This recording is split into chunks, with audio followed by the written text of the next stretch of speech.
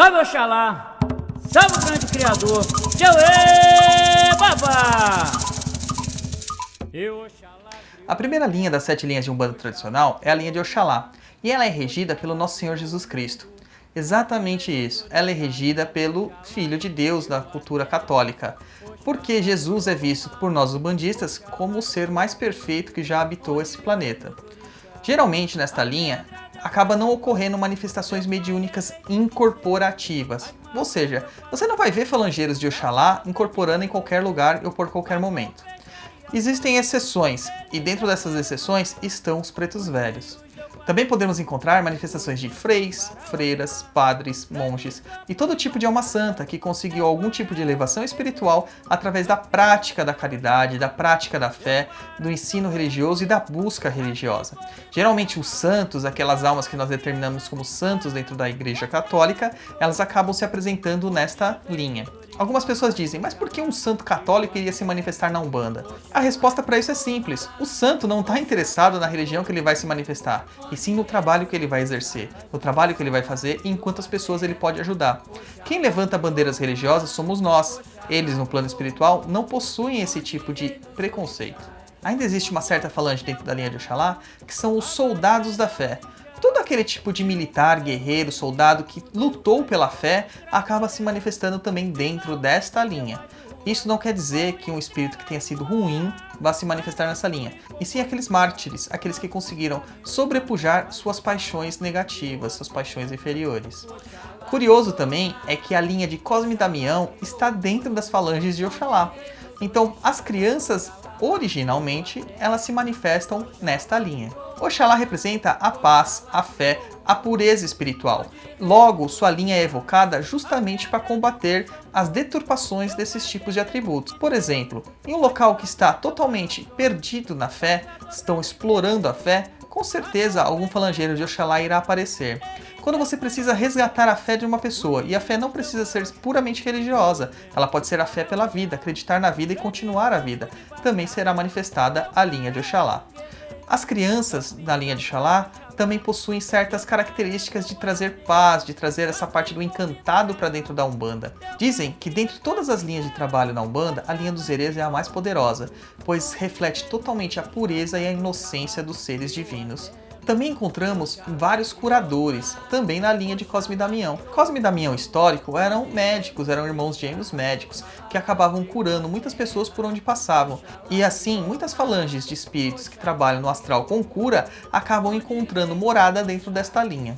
Os espíritos que se manifestam nessa linha são facilmente reconhecidos, porque eles sempre pregam a bondade e a humildade. Então, se você encontrar uma figura humilde que pede para ser chamado de irmão, você pode ter absoluta certeza que ele é um falangeiro de Oxalá. Porém, você não verá santos se manifestando no corpo dos médiuns. Isso quer dizer que o médium está desequilibrado. Tomem cuidado. Você também não encontrará o orixá se manifestando. Oxalá não se manifesta por incorporação. Algumas vertentes defendem que sim, mas dentro da Umbanda tradicional, isto não é verdade. Vamos falar agora sobre alguns elementos e domínios de Oxalá. Dentro dos elementos, a cor da linha de Oxalá é a cor branca, e ele atua no éter, no espaço. Pode ter seu axé encontrado em quartzo transparente, ou mesmo no ouro. O ouro ele é um metal muito nobre que não se mistura com qualquer outro, ele sempre mantém a pureza dele. E isto também é dito pela fé, a pureza que representa a fé. Seus campos de atuação são, como nós dissemos, a fé, a crença, a religiosidade, o amor divino, a pureza. Alguns símbolos que nós podemos relacionar a esta linha são a cruz cristã, o pombo branco, o peixe, a estrela de 5 pontas. A saudação mais comum para Oxalá é Epa Babá Oxalá, mas também podemos encontrar em alguns terreiros tradicionais, inclusive no meu, a saudação de Atotô Abaluaê. O sincretismo de Oxalá é Jesus Cristo, logo sua data comemorativa é 25 de dezembro, Natal cristão. E seus campos de força geralmente são em locais abertos, campos abertos, campinas abertas, clareiras. Ao fazer oferendas para Oxalá, devemos sempre utilizar os elementos brancos, ou seja, velas brancas, frutas, canjica branca, coco verde, mel e flores brancas. Oxalá não se utiliza de bebidas alcoólicas e também não se utiliza de nenhum elemento animal. Isso se originou através da lenda da criação do ser humano. É dito na mitologia iorubá que Oxalá recebeu de Olorum, que é o deus maior para os iorubás, a designação de criar o mundo. Porém, ele acabou sendo trapaceado por Exu, que o embebedou de vinho de palma. Este adormeceu e a função de criar o mundo ficou a cargo de Ododua, um outro orixá iorubá. Envergonhado, Oxalá foi pedir perdão para Olorum, e este o encarregou de criar o corpo humano, criar o homem. Este encontrou diversos materiais, mas nenhum ficou perfeito. Ele só foi encontrar a perfeição através da lama, que era um domínio da orixá Nanã Buruquê. Assim que Nanã entregou a lama para Oxalá, este moldou um homem e uma mulher, e Olorum acabou soprando a vida para dentro desses bonecos de barro, que se tornaram o homem e a mulher como nós conhecemos hoje. Mas dentro disso havia um acordo final entre Nanã e Oxalá, que a partir do momento que o sopro vital deixasse o corpo dos homens, aquele material utilizado para criar seu corpo voltasse ao domínio de Nanã. Ou seja, a lama utilizada voltaria para o lago. Encontramos isso também na Bíblia, quando se diz que do pó viemos e ao pó voltaremos. A segunda linha de Umbanda é a linha de Ogum. Ela é representada pelo sincretismo através de São Jorge, o São Jorge guerreiro. Nesta linha se manifestam diversos soldados e guerreiros de todas as épocas, mas é mais comum encontrarmos mesmo soldados com aspecto romano, vestindo vestes romanas, usando armas romanas e tudo mais. Há até uma confusão de datas, pois a vestimenta é romana, de uma data, mas o armamento acaba sendo medieval, que são de séculos depois. Então, mesmo assim, o que importa é a simbologia. Nesta linha estão os quebradores de demanda, são aqueles que vão retirar todos os obstáculos dos caminhos. Também são os responsáveis por manter a segurança dos locais e a segurança do terreiro e do trabalho mediúnico. Estes são os verdadeiros guardiões, não outras linhas. Os guardiões de verdade são os falangeiros de Ogum. Dentro dos 7 falangeiros principais, podemos encontrar Ogum Beira-Mar, Ogum Rompimato, Ogum Iara, Ogum Nagô, Ogum Megê, Ogum Naruê e Ogum de Malê. São esses os principais.